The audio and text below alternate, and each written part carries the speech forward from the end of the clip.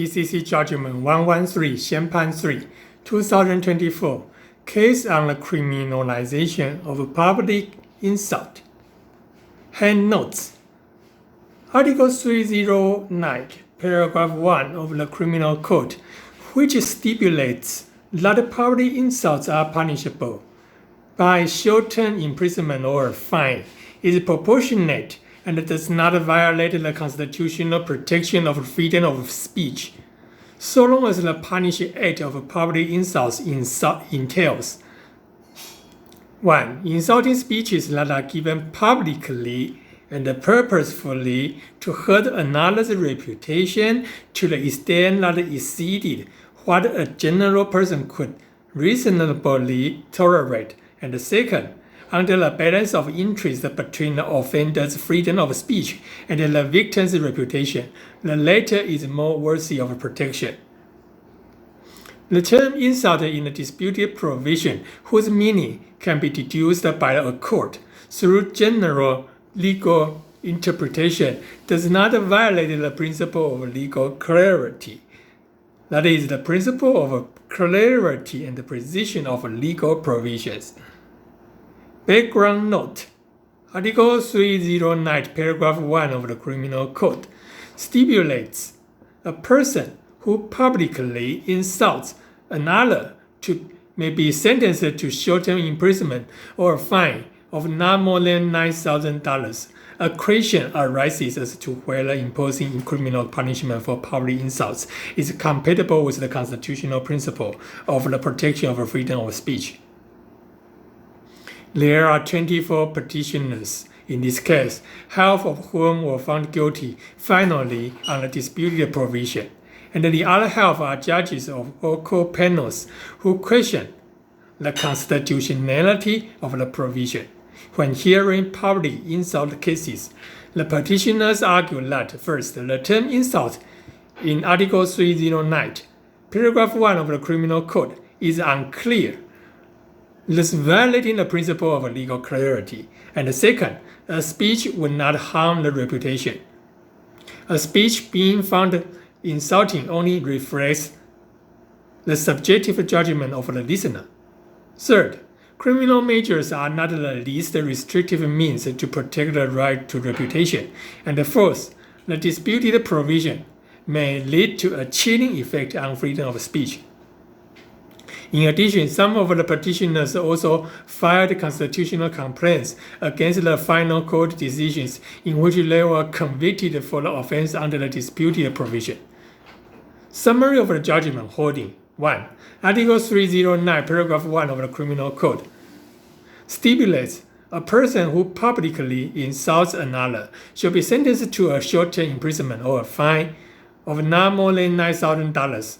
The act of public insult punishable under said provision entails, in the context of individual cases, insulting speeches that are given publicly and purposefully to hurt another's reputation to the extent that it exceeds what a general person could reasonably tolerate. It also entails another's right to reputation is more worthy of protection than the offender's freedom of speech after balancing the speech's impact on another's reputation, its contribution to public discourse, and its positive value in academic or professional fields, and whether it amounts to literary or artistic expression. Within this scope, the disputed provision does not violate the protection of freedom of speech under Article 11 of the Constitution. Second, the term insult in the disputed provision does not violate the principle of legal clarity. Third, in terms of a petitioner's constitutional complaint, the part where Chaoyuan District Court Criminal Judgment 110 Chen Shang 573, 2022 dismissed the petitioner's appeal against being found guilty of a public insult is unconstitutional. The said provision shall be quashed partially with relevant matter remitted to Taoyuan District Court. Fourth, in terms of the petitioner 10th constitutional complaint, Taiwan High Court Criminal Judgment 111 Shangyi 1671, 2023 is unconstitutional. It should be quashed with relevant matter remitted to Taiwan High Court. Fifth, in terms of the petitioner 11th constitutional complaint, Chaoyuan District Court Criminal Judgment 110 Chen-Xiang 505 of 2022 is unconstitutional. It should be quashed with relevant matters remitted to Taoyuan District Court. 6. In terms of Petitioner 12's constitutional complaint, Taiwan High Court Criminal Judgment 112 Xiang 651 of 2023 is unconstitutional. It should be quashed with relevant matter remitted to Taoyuan District Court. Okay, let's go to the reasoning part. First, in terms of the part 1 of the holding. 1. Constitutional right pertaining to the review. Okay, Article 11 of the Constitution inscribes that the people's freedom of speech should be protected. The purpose of this article is to protect the free communication of speeches, which enable people to gain sufficient information from the self-regulated and pluralistic marketplace of ideas. People doing so may express themselves and further realize their personalities, promote the discovery of truth and the dissemination of knowledge, and the public discourse of civil society. Under the protection of freedom of speech, the people can effectively put the government under public scrutiny, which aids in the development of democracy. However, this does not mean that the speeches of all kinds are all unrestricted. When a person's speech undermines another's right or public interest, the legislator may, conforming to the requirement of Article 23 of the Constitution, impose constraint on speeches as appropriate. Such constraint hold the offender accountable in terms of civil, criminal, and administrative responsibilities. The disputed provision imposes criminal punishment on certain content of speeches. Under the ultima ratio principle in criminal law, when viewing the constitutionality of such a measure, special consideration shall be given to whether positive effects pursued by such criminal punishment are obviously bigger than the damage of limiting the freedom of speech. This is to prevent the courts and the prosecuting entities from overly intervening in a free communication and a debate between people in private disputes that does not concern the public interest. 2. Review of the provision's purpose. With reference to provisions of legislative history and judicial practice, the provision's purpose is to protect people's right to reputation, especially the personality right guarded under it. Under the jurisprudence of this court, the right to reputation is an unenumerated constitutional right under Article 22 of the Constitution. In theory and practice, the protection of it could include a person's social reputation, honor, dignity in personality. Social reputation, also called external reputation, is what others objectively think of a person. Honor is what one subjectively expects or feels of his or her own reputation. Dignity in personality entails a person's societal subjective status respected and treated as equal by others, since discrimination or depreciation.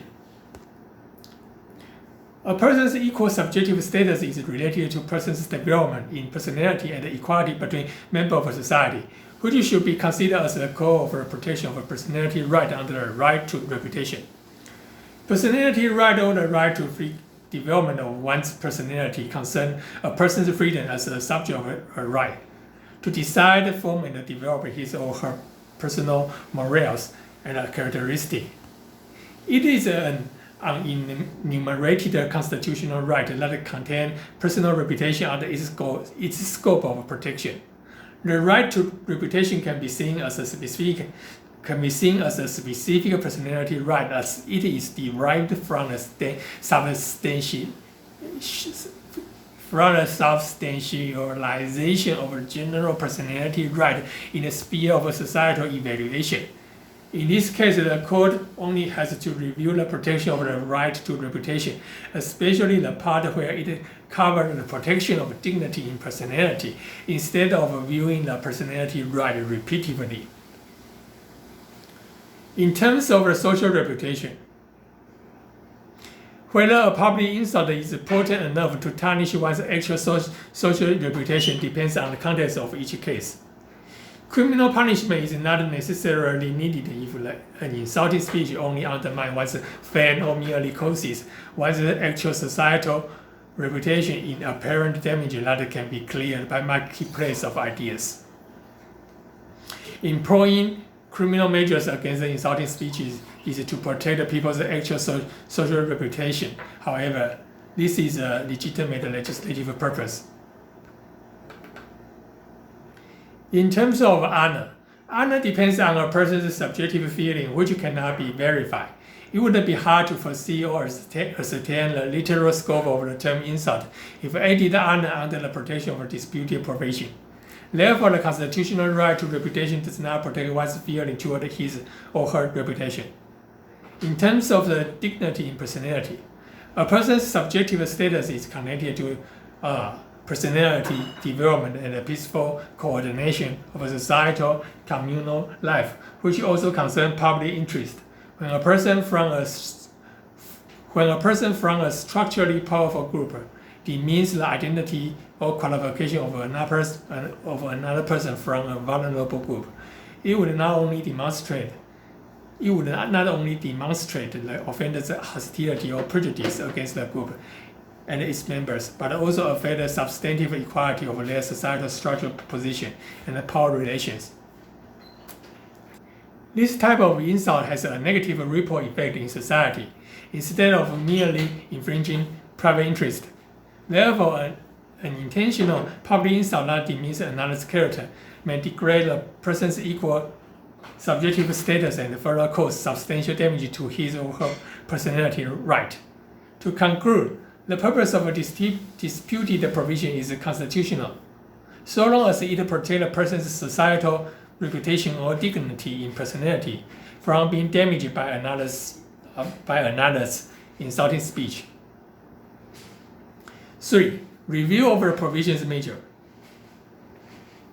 Although the disputed provision's purpose is constitutional within the aforementioned scope, this court should still review the provision's measure in terms of the reach of its application and whether punishment conforms with the ultima ratio principle in criminal law. This is to make sure that the positive effect of a provision outweighs the negative effect of restricting speech. A. The textual scope and the implication of the term public insult in a disputed provision may be overreaching and should be limited as appropriate. There is a risk that the textual scope or the implication of the term public insult in a disputed provision may be unduly restrictive of the freedom of speech.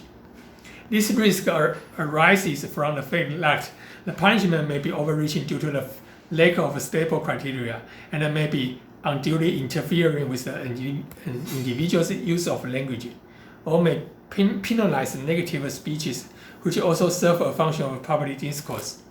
Considering the constitutional protection of freedom of speech, the act of criminal public insult entails, in the context of individual cases, insulting speeches given publicly and purposefully to hurt another's reputation, to the extent that it exceeds what a general person could reasonably tolerate. It also entails another's right to reputation is more worthy of protection than the offender's freedom of speech after weighing the competing factors such as the speech's impact on another's reputation, contribution to public discourse, positive value in academia or artistic field. Within this scope, the disputed provision conforms with the protection of freedom of speech under Article 11 of the Constitution. To elaborate on the aforementioned criteria, in addition to referring to speech's context, factors such as the offender's personal condition, the status of the offended, the relationship between the two, the incidents involved should also be taken into consideration. Accidental or unintended insult out of indignation or slip of the tongue should be distinguished from intentional direct insult. Accidental and unintended insult out of indignation or slip of the tongue should be distinguished from intentional indirect insult. Furthermore, speeches that are merely offensive and do not do much harm should be considered reasonably intolerable. Furthermore, speeches that are merely offensive and do not do much harm should not be considered reasonably intolerable. Speeches that are merely offensive and do not do much harm should not be considered reasonably intolerable. Because being offended is inevitable common social life, negative remark would meet the criteria of exceeding what a general person could reasonably tolerate if they cause mental anguish that leads to detrimental mental effect or self-denial of another's dignity.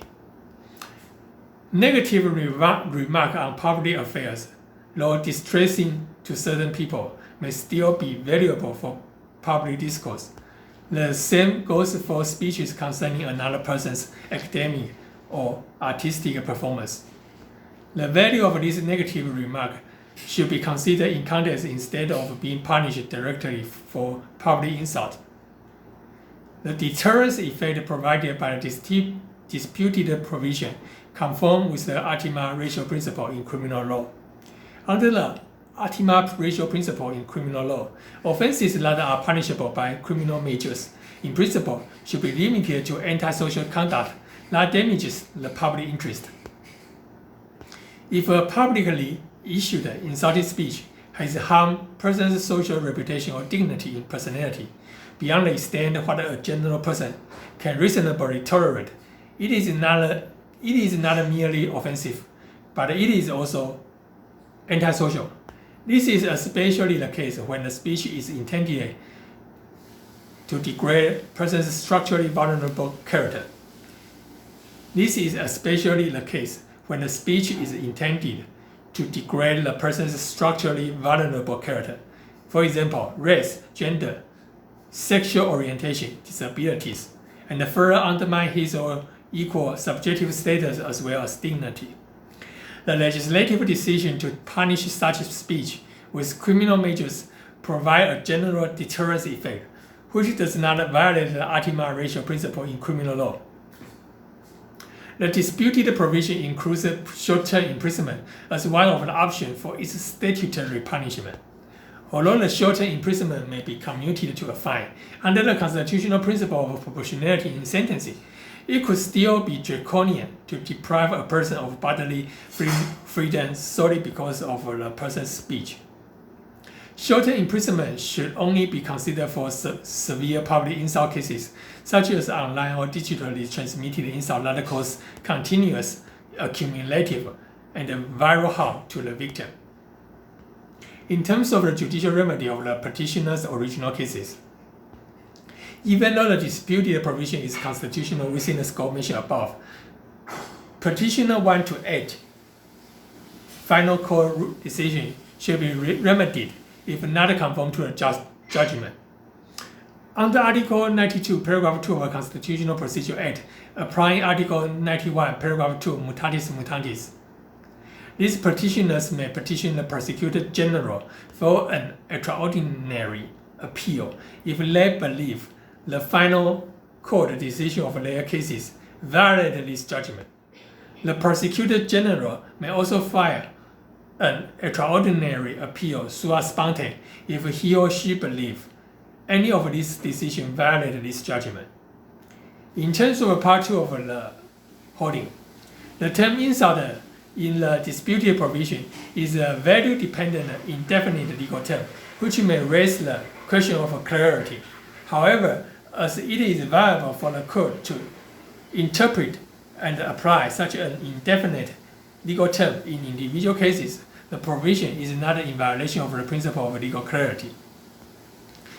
3. In terms of Part 3 to Part 6 of the case, the disputed provision is constitutional within the scope as shown in Part 1 of the holding. However, in terms of a constitutional complaint lodged by petitioner 9 to 12, that is for individual cases, against their final court decision, this court has reviewed the decision following the factor mentioned above and found all 4 of them are unconstitutional. These cases should be quashed with relevant matters remitted to each of their court of jurisdiction.